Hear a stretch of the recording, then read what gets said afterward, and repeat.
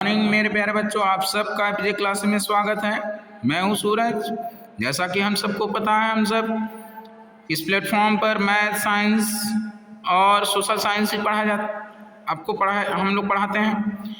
लेकिन हमने वैसे तो सभी क्लासेस मिल ही रही हैं। आपको सोशल साइंस में हमने पहले पढ़ाया था राजनीति विज्ञान से, जिसका नाम था सत्ता की साझेदारी चैप्टर 1। हमने कर लिया पूरा उसको हर तरह से। हमने किताब से भी, आपको नोट से भी जितने भी प्रश्न बन सकते थे सारे प्रश्नों उत्तर को कराया था हमने। आज हम उसी कड़ी में, जो कि हम भूगोल का पाठ समकालीन भारत 2 का यानी भूगोल पढ़ने जा रहे हैं। भूगोल का चैप्टर नंबर 1 है संसाधन एवं विकास। तो संसाधन क्या होते हैं हम लोग पूरा पढ़ेंगे इस चैप्टर को डिटेल में। जितने भी महत्वपूर्ण टॉपिक हैं उन सारे टॉपिक को कंप्लीट करेंगे बारी बारी, और जितने भी इस अध्याय से महत्वपूर्ण व विकल्पी, लघु, दीर्घ जितने भी प्रश्न उत्तर बन सकते हैं सारे प्रश्नों को करेंगे। तो आइए हम लोग पढ़ते हैं विषय वस्तु, हम लोग को क्या क्या पढ़ना है इसमें। और देखते हैं, हमें पहले पढ़ना है परिचय, फिर संसाधनों का विकास, संसाधन नियोजन, भू संसाधन, भूमि निम्नीकरण और संरक्षण उपाय, मृदा संसाधन क्या होता है, मृदा अपर्दन और संरक्षण। इतनी चीज़ें हमें पढ़ना है बारी बारी, ठीक है। तो हम लोग शुरू करते हैं पहले परिचय से। तो परिचय में हम लोग पढ़ते हैं संसाधन क्या होता है। तो प्रकृति में पाई जाने वाली उन सभी वस्तुओं को जिनका उपयोग मनुष्य अपनी आवश्यकताओं की पूर्ति के लिए करता है उसे संसाधन कहते हैं। समझ आ रहा है नहीं? तो प्रकृति में या हमारे पर्यावरण में पाई जाने वाली उन सभी वस्तुओं को संसाधन कहा जाता है जिनका उपयोग मानव अपनी आवश्यकताओं की पूर्ति के लिए करता है, उसे हम क्या कह सकते हैं, वो संसाधन है। ठीक है।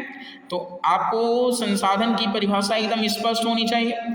वैसे जो एनसीईआरटी में दिया हुआ वो भी हम कराएंगे, तो ठीक है। तो आप सबको पता है संसाधन क्या होता है, प्रकृति में पाई जाने वाली उन सभी वस्तुओं को जिनका उपयोग मनुष्य अपनी आवश्यकताओं की पूर्ति के लिए करता है उसे हम क्या कहते हैं, संसाधन कहते हैं। हमारे ख्याल से आपको समझ में आया संसाधन क्या है। आगे, किसी भी देश के आर्थिक विकास में वहाँ पाए जाने वाले संसाधनों का विशेष महत्व होता है। यानी कोई देश का आर्थिक विकास तब ज़्यादा होगा जब वहाँ पर पाए जाने वाले संसाधन प्रचुर मात्रा में होंगे। ठीक है। तो किसी देश के आर्थिक विकास में वहाँ पाए जाने वाले संसाधनों का क्या होता है, विशेष महत्व। मनुष्य अपने उद्देश्यों की पूर्ति के लिए उपयोगी संसाधनों का प्रयोग करके अपना जीवन अधिक सरल और क्या बनाता है, सुगम बनाता है। तो मनुष्य अपने उद्देश्यों की पूर्ति के लिए उपयोगी संसाधनों का प्रयोग करके अपना जीवन अत्यधिक सरल और क्या बनाता है, सुगम बनाता है। अभी हम एनसीईआरटी की भी परिभाषा बताएंगे आपको। एनसीईआरटी में क्या दिया हुआ है, तो वह वस्तु जो मनुष्य की कठिनाइयों को दूर करने में समर्थ हो। देखिए संसाधन को कई तरीके से परिभाषित किया गया, लेकिन हमें एनसीईआरटी वाला बताएंगे, आपको उसी को याद रखना है। या आप ऐसे बताना है, प्रकृति में पाई जाने वाली उन सभी वस्तुओं को संसाधन कहते हैं जिनका उपयोग मनुष्य अपनी आवश्यकताओं की पूर्ति के लिए करता है। तो वह वस्तु जो मनुष्य की कठिनाइयों को दूर करने में समर्थ हो और उसकी आवश्यकताओं को संतुष्ट करती हो, मानव जीवन को उपयोगिता प्रदान करती हो, क्या कहलाती है, संसाधन। ठीक है। तो वह वस्तु जो मनुष्य की कठिनाइयों को दूर करने में समर्थ हो, उसकी आवश्यकताओं को संतुष्ट करती हो और मानव जीवन को उपयोगिता प्रदान करती हो, वो क्या कहलाती है, संसाधन। संसाधन के अंतर्गत मिट्टी आएगी, जलवायु, स्थलाकृति, जल राशियाँ, वनस्पति और खनिज सम्मिलित होते हैं। कोई भी पदार्थ संसाधन तब बनता है जब उसका उपयोग हम अपने ज्ञान के आधार पर करते हैं।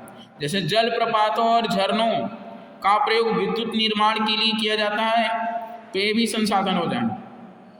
कोई भी तत्व जो मानव के लिए प्रत्यक्ष या परोक्ष रूप से उपयोगी होता है उसे संसाधन की श्रेणी में रखते हैं। यानी कोई भी तत्व जो मानव के लिए प्रत्यक्ष या परोक्ष रूप से या प्रत्यक्ष रूप से उपयोगी होता है उसे हम संसाधन की श्रेणी में रखते हैं। अब जरा हम देख लेते हैं एनसीईआरटी में जो परिभाषा दी है कि हमारे पर्यावरण में उपस्थित प्रत्येक वस्तु जो हमारी आवश्यकताओं को पूरा करने में प्रयुक्त की जा सकती है और जिसके निर्माण के लिए प्रौद्योगिकी क्या है, उपलब्ध है, तथा जो आर्थिक रूप से संभाव्य है और सांस्कृतिक रूप से मान्य है, वो क्या, तो उसे हम क्या कहते हैं, वह एक संसाधन है। तो आपको एनसीईआरटी की परिभाषा एकदम पता होनी चाहिए। हमारे पर्यावरण में उपस्थित प्रत्येक वस्तु जो हमारी आवश्यकताओं को पूरा करने में प्रयुक्त की जा सकती है तथा जिसके निर्माण के लिए प्रौद्योगिकी यानी टेक्नोलॉजी उपलब्ध है और जो आर्थिक रूप से संभाव्य है, सांस्कृतिक रूप से मान्य है, वो क्या है? एक संसाधन है। ऐसे संसाधन की परिभाषाएं अलग अलग दी गई, लेकिन आपको एनसीईआरटी पुस्तक की परिभाषा एकदम पता रहे कि पर्यावरण में उपस्थित प्रत्येक वस्तु जो हमारी आवश्यकताओं को पूरा करने में प्रयुक्त की जा सकती है और जिसके निर्माण के लिए या बनाने के लिए प्रौद्योगिकी उपलब्ध है और जो आर्थिक रूप से संभाव्य है, ठीक है, सांस्कृतिक रूप से क्या है? मान्य है, वह एक संसाधन है। आगे हम देखते हैं संसाधन की परिभाषा अलग अलग विद्वानों ने अलग अलग तरीके से बताया है। तो हम लोग देखते हैं संसाधन वह कोई भी वस्तु हो सकती है जो मानवीय इच्छाओं या आवश्यकताओं की क्या करती है? पूर्ति। ऐसा जेम्स फिशर का कहना है। तो संसाधन वह कोई भी वस्तु हो सकती है जो मानवीय इच्छाओं और आवश्यकताओं की क्या करती है? संतुष्टि। प्राकृतिक संसाधन उन संसाधनों को कहते हैं जो प्रकृति द्वारा क्या किए जाते हैं? प्रदान किए जाते हैं और मानव के लिए उपयोगी होते हैं। बीसी मैकनाल का कहना है प्राकृतिक पर्यावरण नामक तत्व संसाधन तभी बनता है जब मनुष्य उनकी उपयोगिता ही न समझे वरन उनका उपयोग भी क्या करे। ऐसा जिम्मरमैन का कहना है। तो कभी कभी ये परिभाषा भी पूछी जाती है कि परिभाषा किसके द्वारा की गई है। तो प्राकृतिक पर्यावरण नामक तत्व संसाधन तभी बन सकता है जब मनुष्य उसकी उपयोगिता ही न समझे वरन उसका उपयोग भी करे। हमारे पर्यावरण में उपलब्ध वस्तुओं की रूपांतरण प्रक्रिया प्रकृति, प्रौद्योगिकी और संस्थाओं के परस्पर अंतर संबंध में निहित है। मानव प्रौद्योगिकी द्वारा प्रकृति के साथ क्रिया करते हैं और अपने आर्थिक विकास की गति को तेज करने के लिए किसका? संस्थाओं का क्या करते हैं? निर्माण करते हैं। हम लोग जरा देखते हैं। तो अब देखिए, यानी भौतिक पर्यावरण प्रकृति के द्वारा बनाया गया, प्रकृति, प्रौद्योगिकी, संस्थाएं, यानी इन तीनों में भौतिक पर्यावरण, प्रौद्योगिकी और संस्थाओं में के मध्य अंतर संबंध होता है। ठीक है, आगे हम देखते हैं। तो संसाधन मानवीय क्रियाओं का परिणाम है। क्या कहा जा रहा है? संसाधन मानवीय क्रियाओं का परिणाम है।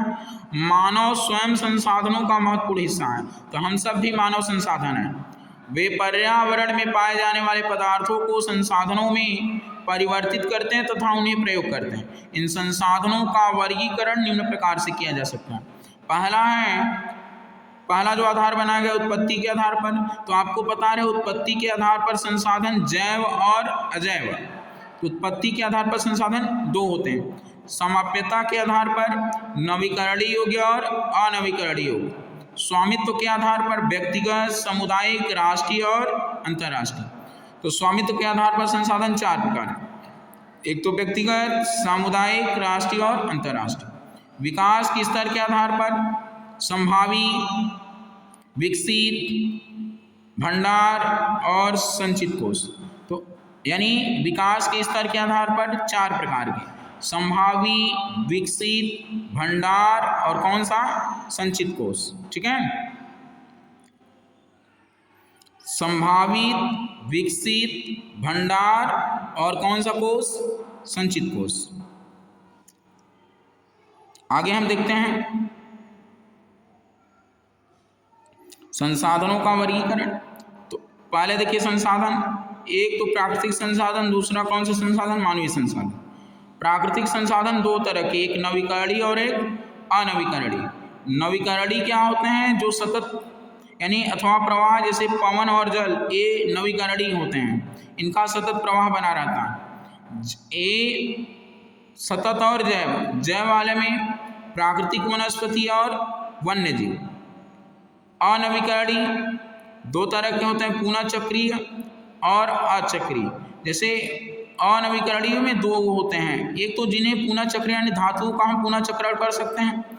अचक्रीय यानी जिसने जो कि जीवाश्म ईंधन, जिनको एक बार जलाने पर या एक बार यूज करने पर उसे हम पुनः प्राप्त नहीं कर सकते, यानी पुनः उनका चक्रण नहीं हो सकता है। तो याद रखना है प्राकृतिक संसाधन दो तरीके के, एक नवीकरणीय हो गया, अनवीकरणीय।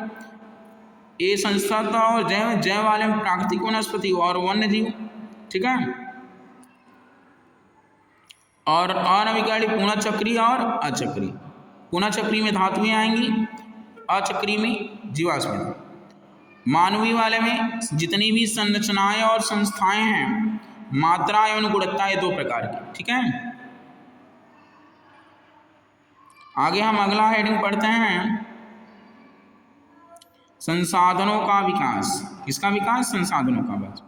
तो मानव जीवन यापन हेतु जिस प्रकार संसाधनों की आवश्यकता होती है, यानी हमें मानव जीवन के यापन हेतु यानी जीवन यापन के लिए संसाधनों की आवश्यकता होती है, उसी प्रकार यह जीवन की गुणवत्ता बनाए रखने के लिए भी महत्वपूर्ण है। उसी प्रकार यह जीवन की गुणवत्ता बनाए रखने के लिए भी महत्वपूर्ण है। मानव की ऐसी मान्यता है कि संसाधन किसकी देन है? प्रकृति की देन है, ऐसा मानव मानते हैं। परिणाम स्वरूप मानव ने इनका अंधाधुंध उपयोग किया है, जिनसे निम्नलिखित मुख्य समस्याएं क्या हुई? उत्पन्न हो गई हैं। पहला है, संसाधनों के अंधाधुंध शोषण से वैश्विक पारिस्थितिक संकट पैदा हो गया है, जैसे भूमंडलीय तापन, ओजोन परत अपक्षय, पर्यावरण प्रदूषण और भूमि निम्नीकरण आदि की समस्याएं क्या हुई? उत्पन्न हुई संसाधनों के अंधाधुंध शोषण से। दूसरा हम देखते हैं, संसाधन समाज के कुछ ही लोगों के हाथों में आ गए हैं, जिससे समाज दो हिस्सों यानी संसाधन संपन्न संसाधनहीन, यानी जिन कुछ लोग के पास, अमीर वर्ग के पास संसाधन है और गरीब के पास संसाधन नहीं, ये दो भागों में बट गया है। तो संसाधन संपन्न में अमीर आएंगे और संसाधनहीन में गरीब आएंगे। ठीक है, आगे हम देखते हैं पॉइंट नंबर 3, कुछ व्यक्तियों ने लोभवश यानी लालचवश संसाधनों का अनियंत्रित ढंग से प्रयोग किया, जिससे पर्यावरण को क्या पहुंची? क्षति पहुंची। संसाधन का समाज में न्यायसंगत विभाजन मानव जीवन की गुणवत्ता और विश्व शांति बनाए रखने के लिए क्या हो गया? आवश्यक है। तो संसाधनों का समाज में न्यायसंगत विभाजन यानी अमीर गरीब में बंटवारा नहीं है, यानी हमने देखा दो भागों में बढ़ गया है, संसाधन संपन्न और संसाधनहीन। तो ऐसा न रहे, हर किसी के पास उसकी आवश्यकता के अनुसार संसाधन क्या हो? उपलब्ध हो, ये न्यायसंगत होगा। यदि कुछ देशों तथा व्यक्तियों द्वारा संसाधनों का अनवरत शोषण जारी रहता है, तो हमारी पृथ्वी का भविष्य क्या पड़ सकता है? खतरे में पड़ सकता है। अतः प्रत्येक प्रकार के जीवन का अस्तित्व बनाए रखने के लिए संसाधनों के उपयोग की योजना बनाना अत्यावश्यक यानी अति आवश्यक है। सतत अस्तित्व सही अर्थ में सतत पोषणी विकास का ही क्या है? भाग है, यानी सस्टेनेबल डेवलपमेंट का ही भाग है। आगे हम देखते हैं सतत पोषणी विकास क्या होता है। तो सतत पोषणी इसे सस्टेनेबल डेवलपमेंट कहा जाता है। जब विकास पर्यावरण को बिना नुकसान पहुंचाए होता है तो उसे सतत पोषणी विकास कहते हैं। तो आपसे पूछा जाए सतत पोषणी विकास क्या होता है? जब विकास पर्यावरण को बिना हानि पहुंचाए होता है तो उसे हम कौन सा विकास कहते हैं? सतत पोषणी विकास। इसमें यह भी शामिल है कि वर्तमान विकास की प्रक्रिया भविष्य की पीढ़ियों की आवश्यकताओं की अवहेलना न करे, यानी जो वर्तमान विकास की प्रक्रिया है यानी वो आने वाली पीढ़ी की आवश्यकताओं का भी ख्याल रखे, उसकी अवहेलना न करें। तो याद रखना आपको सतत पोषणी विकास किसको कहा जाएगा? तो वह विकास जिसमें पर्यावरण को बिना हानि पहुंचाए हो यानी बिना नुकसान पहुंचाया होता है, तो वह सतत पोषणी विकास है। ठीक है, आगे हम देखते हैं सतत पोषणी विकास से आशय क्या है। तो देखते हैं हम लोग एक्स्ट्रा पॉइंट में सतत पोषणी विकास, इसका आशय है कि विकास पर्यावरण को क्षति पहुंचाए बिना और विकास की वर्तमान प्रक्रिया भावी पीढ़ियों की आवश्यकताओं की अवहेलना न करे। आगे हम देखते हैं पृथ्वी सम्मेलन। तो आपको पता है पृथ्वी सम्मेलन कब हुआ था? 1992 में। पृथ्वी सम्मेलन कब हुआ था? 1992 में, रियो डी जेनेरो। तो ब्राजील के शहर रियो डी जेनेरो में कहाँ हुआ है? ब्राजील के शहर रियो डी जेनेरो में जून 1922 में 100 से अधिक राष्ट्राध्यक्षों ने प्रथम अंतर्राष्ट्रीय पृथ्वी सम्मेलन में भाग लिया। तो प्रथम अंतर्राष्ट्रीय सम्मेलन 1992 जून में हुआ था। इस सम्मेलन का आयोजन वैश्विक स्तर पर उभरते पर्यावरण संरक्षण और सामाजिक आर्थिक विकास की समस्याओं यानी जो पर्यावरण संरक्षण जो सामाजिक आर्थिक विकास की समस्याओं का हल ढूंढने के लिए किया गया था। इस सम्मेलन में एकत्रित नेताओं ने भूमंडलीय जलवायु परिवर्तन और जैविक विविधता पर एक घोषणा पत्र पर हस्ताक्षर किया। रियो सम्मेलन में भूमंडलीय वन सिद्धांतों पर सहमति जताई और 21वीं शताब्दी में सतत पोषणी विकास के लिए एजेंडा 21 को स्वीकृति प्रदान की। तो एजेंडा 21 को सतत पोषणी विकास के लिए क्या प्रदान की गई थी? स्वीकृति। आपको पता रहे। आगे हम देखते हैं तो यह एक घोषणा थी, एजेंडा 21 एक घोषणा थी जो कि पृथ्वी सम्मेलन में किया गया था। सतत पोषणी विकास के लिए स्वीकृति प्रदान की गई थी एजेंडा 21 में। तो आगे देखते हैं, यह एक घोषणा है 1992 में ब्राजील के शहर रियो डी जेनेरो में संयुक्त राष्ट्र पर्यावरण विकास सम्मेलन, जिसे यूनिसेट कहते हैं या अनसेट कहते हैं, तत्वाधान में राष्ट्राध्यक्षों यानी अलग अलग राष्ट्रों के अध्यक्षों ने एजेंडा 21 स्वीकृत किया गया था। एजेंडा 21 का उद्देश्य भूमंडलीय सतत पोषणी विकास हासिल करना। यह एक कार्य सूची है जिसका उद्देश्य समान हितों, पारस्परिक आवश्यकताओं, सम्मिलित जिम्मेदारियों के अनुसार विश्व सहयोग के द्वारा पर्यावरण क्षति, गरीबी और रोगों से निपटना। एजेंडा 21 का मुख्य उद्देश्य यह है कि प्रत्येक स्थानीय निकाय अपना स्थानीय एजेंडा 21 क्या करे, यानी जो स्थानीय निकाय अपना एजेंडा 21 क्या करे, तैयार करे, सतत पोषणी विकास को क्या करे, अपनाएं। हम लोग क्रियाकलाप देख लेते हैं। क्या कह रहा है क्रियाकलाप? कल्पना करें कि तेल संसाधन खत्म होने पर इनका हमारे जीवन शैली पर क्या प्रभाव पड़ेगा। यदि तेल संसाधन समाप्त हो जाए तो इनका हमारी जीवन शैली पर इस प्रकार प्रभाव पड़ेगा। तो परिवहन व्यवस्था क्या हो जाएगी? प्रभावित। जितने भी तेल पर आधारित परिवहन हैं सब बंद हो जाएंगे। ठीक है। आगे है, विद्यार्थियों को पैदल या साइकिल से स्कूल जाना पड़ेगा। जो लोग वैन से जाते हैं या बाइक से जाते हैं तो उन बच्चों को साइकिल से या पैदल जाना पड़ेगा। लोग अपने कार्यालयों अन्य स्थानों पर समय से नहीं पहुंच पाएंगे, ये लेट हो जाएगा। वस्तुएं एक स्थान से दूसरे स्थान पर सरलता से नहीं पहुंच जा सकती क्योंकि उनको पहुंचाने के लिए परिवहन तो है। सब्जियां व दैनिक उपयोग की वस्तुओं की मूल्य में क्या हो जाएगी? वृद्धि हो जाएगी, लागत ज़्यादा आने लगेगा। आगे घरेलू और कृषि संबंधित अपशिष्ट को पुनः चक्रण करने के बारे में लोगों के विचार जानने के लिए अपने मोहल्ले अथवा गांव में सर्वेक्षण कर लोगों से प्रश्न पूछे कि उनके द्वारा उपयोग में लाए जाने वाले संसाधनों के बारे में वे क्या सोचते हैं, अपशिष्ट और उसके उपयोग के बारे में उनका क्या विचार है। अपशिष्ट का मतलब जो हमारे घर में कूड़ा होता है, जिनका हमारे घर में कोई काम नहीं होता। अपने परिणामों का समुचित चित्र तैयार करें। उनके द्वारा उपयोग में लाए जाने वाले संसाधनों के बारे में वे सोचते हैं कि वे किसी भी प्रकार से अपने संसाधनों का संतुलित व मितव्ययी रूप से प्रयोग करें जिससे कि वे व्यक्ति अपनी आवश्यकताओं को पूरा कर सके और जिनकी बर्बादी न हो, जिससे भविष्य में उनकी उपलब्धता उपयोग अपेक्षित रूप से क्या रहे, बना रहे। आगे देखते हैं हम। तो लोगों का मानना है कि अपशिष्ट अव्यवस्थित ढंग से नष्ट करने की अपेक्षा उचित यह है कि उसका विभिन्न प्रकार से उपयोग कर लिया जाए। जैसे अपशिष्ट को नष्ट करने की सर्वोत्तम विधि है उससे उर्वरक बनाना, नहीं उसको गड्ढे में डालकर खाद बना दो। बड़े बड़े गड्ढों में अपशिष्ट भरकर उसे मिट्टी से दबा दिया जाए, कुछ ही दिनों में अपशिष्ट सड़कर कंपोस्ट के रूप में क्या हो जाएगा, तैयार हो जाए। ठीक है, ये आपको स्वयं करना है। आगे हम बहुत ही महत्वपूर्ण हेडिंग पढ़ने जा रहे हैं, संसाधन नियोजन। क्या होता है संसाधन नियोजन? हम लोग पढ़ते हैं। संसाधन नियोजन संसाधनों के विवेकपूर्ण उपयोग हेतु आवश्यक है। तो हमें संसाधनों का उपयोग विवेकपूर्ण उपयोग हेतु क्या आवश्यक? सर्वमान्य रणनीति।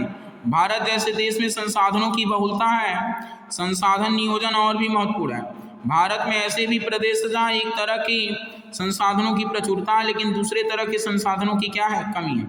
कुछ ऐसे भी प्रदेश हैं जो संसाधनों की उपलब्धता के संदर्भ में आत्मनिर्भर है, यानी उन्हें किसी दूसरे राज्य पर निर्भर नहीं रहना है। तथा कुछ ऐसे भी प्रदेश हैं जहाँ संसाधनों की अत्यधिक क्या है, कमी है। उदाहरण के लिए झारखंड की बात करें हम तो झारखंड, मध्य प्रदेश, छत्तीसगढ़ आदि प्रांतों में खनिजों और कोयले के प्रचुर भंडार हैं। तो ऐसे तीन हमारे राज्य हैं, झारखंड, मध्य प्रदेश और छत्तीसगढ़ आदि प्रांतों में खनिज और कोयले के प्रचुर भंडार हैं। अरुणाचल प्रदेश में जल संसाधन प्रचुर मात्रा में पाए जाते हैं परंतु मूल विकास की कमी है। राजस्थान में पवन और सौर ऊर्जा संसाधनों की बहुतायत है लेकिन जल संसाधनों की कमी है राजस्थान। लद्दाख का शीत मरुस्थल देश के अन्य भागों से अलग थलग पड़ता है। यह प्रदेश सांस्कृतिक विरासत का धनी है परंतु यहाँ जल आधारभूत संरचना कुछ महत्वपूर्ण खनिजों की क्या है, कमी है। इसलिए राष्ट्रीय, प्रांतीय, प्रादेशिक या स्थानीय स्तर पर संतुलित संसाधन नियोजन की क्या है, आवश्यकता है। क्योंकि हर प्रकार के संसाधन हर राज्य में नहीं पाए जाते हैं, कहीं अधिकता है तो कहीं क्या है, कमी है। आगे देखते हैं हम लोग।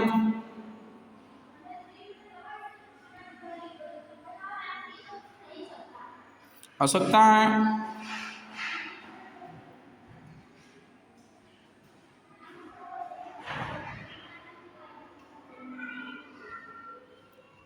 आगे हम देखते हैं, अपने राज्य में पाए जाने वाले संसाधनों की सूची तैयार करें। जिन महत्वपूर्ण संसाधनों की आपके राज्य में कमी है उनकी पहचान करें। तो उत्तर प्रदेश में पाए जाने वाले संसाधन मृदा, वन, पशुधन। हमारे उत्तर प्रदेश में कोयला नहीं पाया जाता है, खनिज भी नहीं पाए जाते हैं। मानव संसाधन, खनिज भी है लेकिन कोयला नहीं पाया जाता। उत्तर प्रदेश में कम पाए जाने वाले संसाधन जैसे प्राकृतिक गैस, पेट्रोलियम, कोयला आज ये सब की कमी है। बाकी ये सब क्या है, प्रचुर मात्रा में ऊपर वाले, ठीक है। तो भारत में संसाधन नियोजन देखते हैं क्या होता है। तो संसाधन नियोजन एक जटिल प्रक्रिया है, सरल नहीं है, एक जटिल है, जिसमें निम्नलिखित सोपान शामिल हैं। देश के विभिन्न प्रदेशों में संसाधनों की पहचान कर उनकी तालिका बनाना, इस कार्य में क्षेत्रीय सर्वेक्षण मानचित्र बनाना और संसाधनों का गुणात्मक एवं मात्रात्मक अनुमान लगाना व मापन करना है। संसाधन विकास योजनाएं लागू करने के लिए उपयुक्त प्रौद्योगिकी, कौशल और संस्थागत नियोजन ढांचा तैयार करना। संसाधन विकास योजनाओं और राष्ट्रीय विकास योजनाओं में समन्वय स्थापित करना।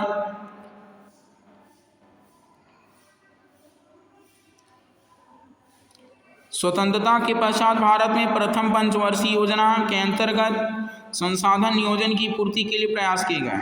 किसी क्षेत्र के विकास के लिए संसाधनों की उपलब्धता एक आवश्यक शर्त है, परंतु प्रौद्योगिकी और संस्थाओं में तदनुरूपी परिवर्तनों के अभाव में मात्रा संसाधनों की उपलब्धता से ही विकास संभव नहीं है। देश में ऐसे बहुत से क्षेत्र हैं जो संसाधन समृद्ध होते हुए भी आर्थिक रूप से क्या हुए हैं,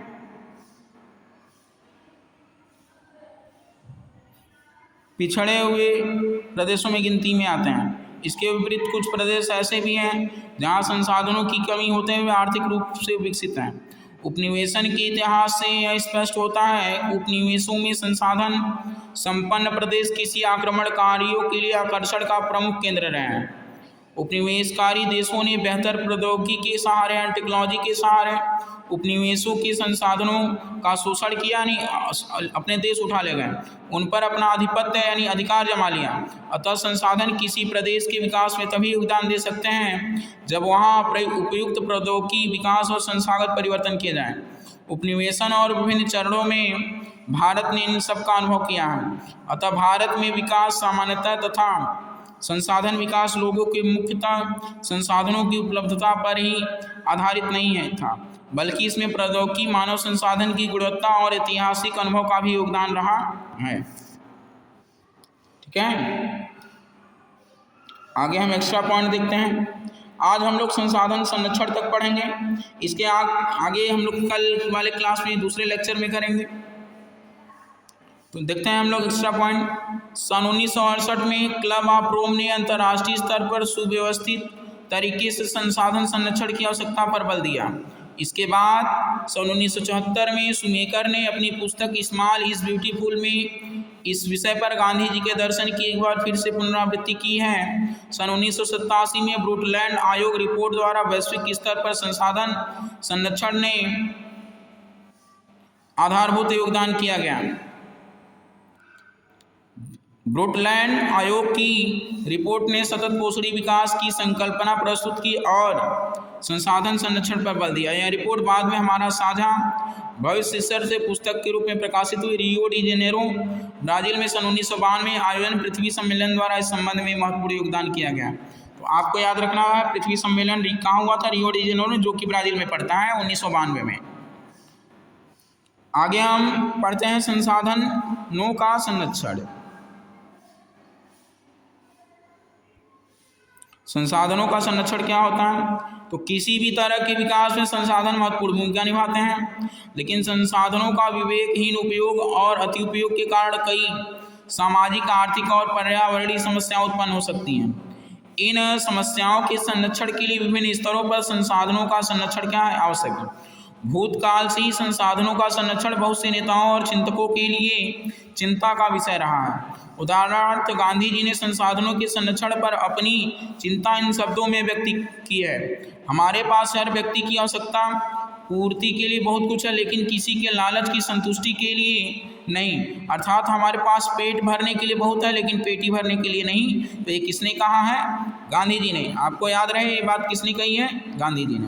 हमारे पास पेट भरने के लिए बहुत कुछ है, लेकिन पेटी भरने के लिए नहीं। उनके अनुसार विश्व स्तर पर संसाधन ह्रास के लिए लालची और स्वार्थी व्यक्ति आधुनिक प्रौद्योगिकी के शोषणात्मक प्रवृत्ति जिम्मेदार हैं। वे अत्यधिक उत्पादन के विरुद्ध थे और इसके स्थान पर अधिक बड़े जन समुदाय द्वारा उत्पादन के पक्षधर थे। सन 1968 में क्लब ऑफ यूरोप ने अंतर्राष्ट्रीय स्तर पर व्यवस्थित तरीके से संसाधन संरक्षण के विषय को उठाया। इसके बाद 1974 में शूमेकर ने अपनी पुस्तक स्मॉल इज ब्यूटीफुल में इस विषय पर गांधी जी के दर्शन की एक बार फिर से पुनरावृत्ति की। 1987 में ब्रुकलैंड आयोग रिपोर्ट द्वारा वैश्विक स्तर पर संसाधन संरक्षण मूलाधार योगदान किया गया। इस रिपोर्ट ने सतत पोषणी विकास की संकल्पना प्रस्तुत की और संसाधन संरक्षण की वकालत की। यह रिपोर्ट बाद में हमारा साझा भविष्य शीर्षक से पुस्तक के रूप में प्रकाशित हुई। इस संदर्भ में एक और महत्वपूर्ण योगदान रियो डी जेनेरो ब्राजील 1992 में पृथ्वी सम्मेलन द्वारा क्या किया गया? आयोजित किया गया। ठीक है, आगे हम लोग देखते हैं भू संसाधन। तो भू संसाधन क्या होते हैं?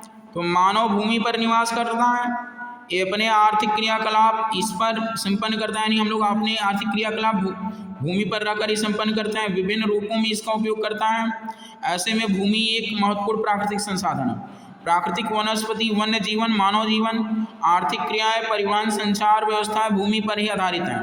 परंतु भूमि एक सीमित संसाधन है, इसलिए उपलब्ध भूमि का विभिन्न उद्देश्यों के लिए उपयोग सावधानी और योजनाबद्ध तरीके से होनी चाहिए। अब देखिए जरा हम लोग देखते हैं तो 43% मैदान है, ठीक है, 30% क्या है? पर्वत हैं और 27% पठार। तो हमारे यहाँ मैदान ज़्यादा है। मैदान का परसेंटेज आपको पता है 43, बाकी पर्वत का 30 और पठार 27। ये बता रहे हैं हमारे भूमि का कितना प्रतिशत मैदान है, कितना प्रतिशत पर्वत है, कितना प्रतिशत पठार। तो आपको बता रहे हैं हमारे भूमि का 43% मैदान, 30% पर्वत और 27% पठार है। ठीक है, आगे देखते हैं हम लोग। तो भारत में भूमि पर विभिन्न प्रकार की भूआकृतियाँ जैसे पर्वत हैं, पठार हैं, मैदान हैं और द्वीप पाए जाते हैं। लगभग 43% भू क्षेत्र मैदान है जो कृषि और उद्योग के विकास के लिए सुविधाजनक है। पर्वत पूरे भू क्षेत्र के लगभग 30% भाग पर विस्तृत हैं। वे कुछ 12मासी नदियों के प्रवाह को सुनिश्चित करते हैं, यानी जो हिमालय से निकलने वाली नदियाँ होती हैं वो 12मासी होती हैं। पर्यटन विकास की अनुकूल परिस्थितियां प्रदान करता है और पारिस्थितिकी के लिए महत्वपूर्ण है। देश के लगभग 27% हिस्सा पठारी क्षेत्र है। इस क्षेत्र में खनिजों, जीवाश्म ईंधन, वनों का अपार संचय कोष है। यानी जो पठारी क्षेत्र होता है यहाँ खनिज, जीवाश्म ईंधन और वनों का अपार संचय कोष है। भूमि एक महत्वपूर्ण संसाधन है क्योंकि भूमि पर ही रहकर मनुष्य अपनी आवश्यकताओं की पूर्ति करता है। इसका उपयोग मनुष्य की कृषि कार्यों के लिए, मकान, सड़क, उद्योग, व्यापार और रेल मार्ग के निर्माण के लिए करता है। भूमि का प्रयोग निम्न तरीकों से किया जाता है। किसके?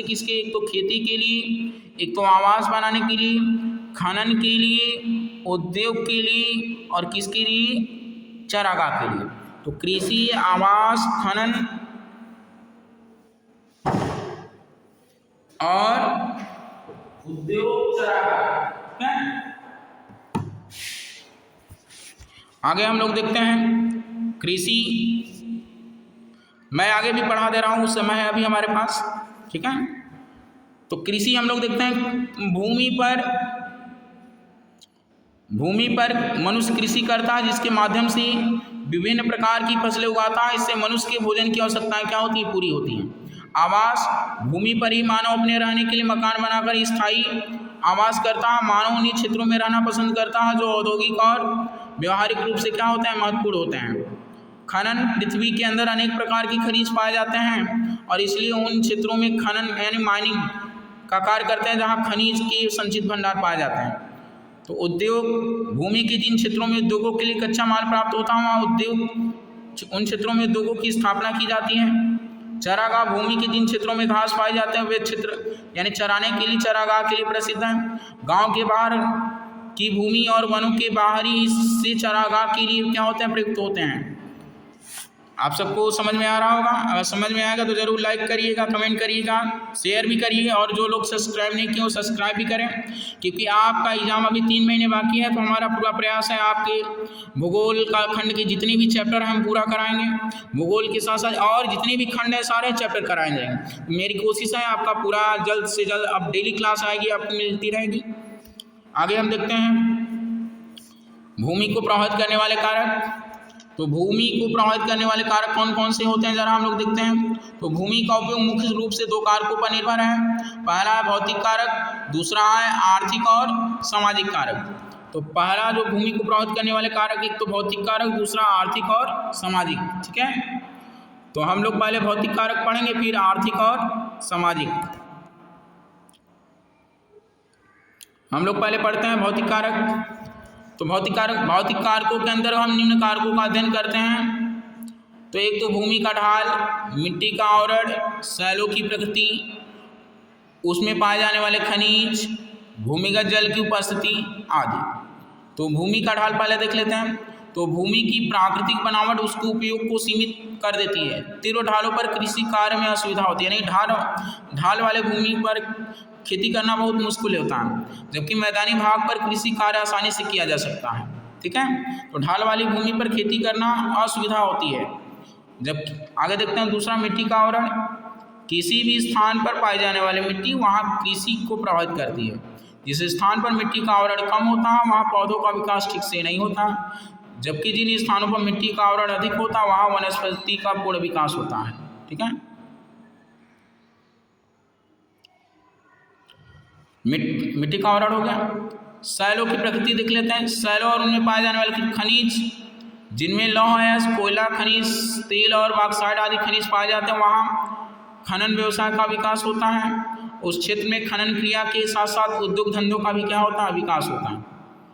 भूमिगत जल की उपस्थिति, वर्षा का जल रिस कर पृथ्वी के अंदर चला जाता है। हम सबको पता है बरसात होता है तो, जिससे उस स्थान पर भूमि के अंदर जल का स्तर ऊंचा हो जाता है और जिस भूमि के नीचे पर्याप्त भूमिगत जल होता है वहाँ मिट्टी की नमी भी पर्याप्त मात्रा में पाई जाती है, जिससे वनस्पति के विकास और कृषि कार्य में पर्याप्त क्या मिलती है, सहायता मिलती है। आगे हम सब पढ़ते हैं आर्थिक एवं सामाजिक कारक। तो भूमि उपयोग को निम्न आर्थिक और सामाजिक कारक प्रभावित करते हैं। पहला, आर्थिक स्थिति, सामाजिक व्यवस्था, जनसंख्या, परिवहन के साधनों का क्या विकास। तो हम आर्थिक स्थिति देखते हैं। जो राष्ट्र आर्थिक रूप से संपन्न यानी विकसित है, यानी जिसका आर्थिक विकास हुआ है या हो चुका है, वे अपने यहाँ की अन्य उपजाऊ भूमि को भी उपजाऊ बना लेते हैं। तो यानी जो अनुपजाऊ होते हैं उसको उपजाऊ बना लेते हैं। ऐसे वो विकसित राष्ट्र, जैसे जापान अपनी ढाल भूमि पर सीढ़ीदार खेती में भी कृषि कर लेता है। इस कार्य में अत्यधिक लागत आती है, पर आर्थिक रूप से संपन्न होने के कारण जापानियों को कोई परेशानी नहीं होती। जो आर्थिक रूप से संपन्न देश हैं वो अनुपजाऊ को भी उपजाऊ बना लेते हैं। जैसे हमने बताया जापान में जो ढाल भूमि है उस पर भी सीढ़ीदार खेती की जाती है, लेकिन वो वहाँ आर्थिक रूप से संपन्न है तो इसलिए उनके लिए कोई परेशानी नहीं है। दूसरा, सामाजिक व्यवस्था। किसी भी भूमि का उपयोग वहाँ की सामाजिक स्थिति पर निर्भर करता है। जैसे अफ्रीका के आदिवासी भूमि का उचित उपयोग नहीं कर पाते हैं, क्योंकि वे लोग आखेट और भोजन इकट्ठा करने में ही सारा समय लगा देते हैं। ये लोग घुमंतु हैं। भूमि का उपयोग वहाँ के लोगों के सामाजिक जीवन में परिवर्तन कर देता है। आगे हम देखते हैं सामाजिक व्यवस्था हो गया।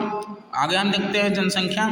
तो जनसंख्या देख लेते हैं। तो जनसंख्या की अधिकता भूमि के उपयोग को प्रभावित करती है, इसलिए बड़े शहरों में भूमि का उपयोग योजनाबद्ध तरीके से होता है, जिससे संसाधनों के अधिकाधिक प्रयोग से जीवन स्तर को क्या ऊंचा उठाया जा सके। आगे अगला देखते हैं, परिवहन के साधनों का विकास। जिन क्षेत्रों में परिवहन के साधनों का उचित विकास होता है वह उस क्षेत्र की भूमि भी अधिक उपयोगी होती है। रेल और सड़क मार्ग के द्वारा किसी स्थान या प्रदेश की भूमि का अधिक उपयोग संभव हो पाता है। कनाडा के प्रेरी प्रदेश में रेल और सड़क मार्ग के विकास के बाद गेहूं की विस्तृत खेती होने लगी है। ठीक है, तो आज हम लोग यहीं तक पढ़ते हैं। अगर आप सबको पसंद आ रहा हो तो ज़रूर लाइक करें, शेयर करें और कमेंट ज़रूर करें कि हमें समझ में आ रहा और आगे हम क्लास लेकर आएँ। तो बस इतना ही मैं कहना चाहूँगा और आपसे ज़्यादा कुछ नहीं कहेंगे। लेकिन अगर पसंद आ रहा तो ज़रूर कमेंट भी करें कि हमें समझ में आ रहा। तो मैं आप सब से अब विदा लेता हूँ। धन्यवाद आप सबको।